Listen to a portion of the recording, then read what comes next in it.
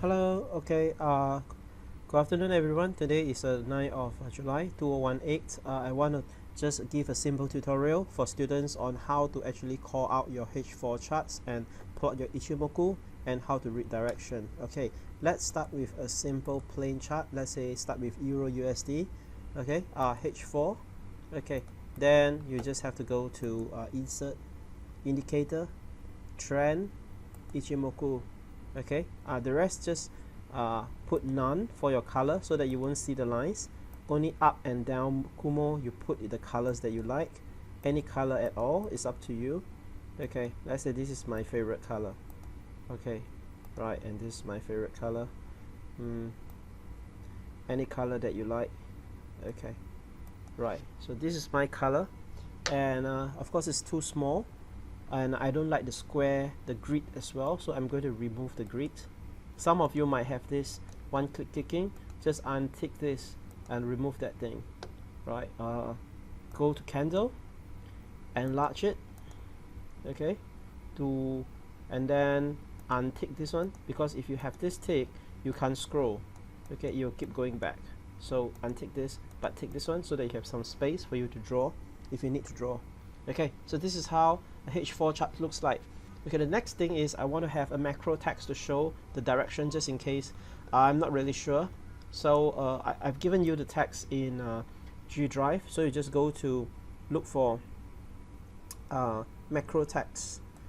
There you go, macro text, and then just click OK, and you will see that it tells you the buy and sell. Okay, so this is according to Ichimoku cloud. If it's above the cloud, it will say a buy. If it's below the cloud, it will say a sell. And if it's inside the cloud, it will just say neutral.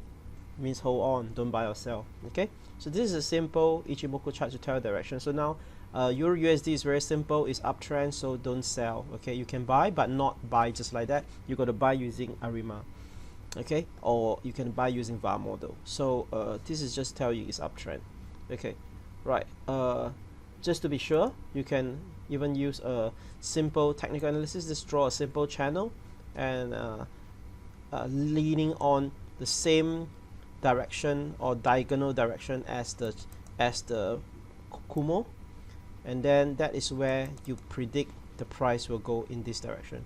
If the momentum is consistent, if the momentum drops, it might go below the channel. If the momentum speed up, it might go above the channel, but generally we want it to travel in this direction for our long trade.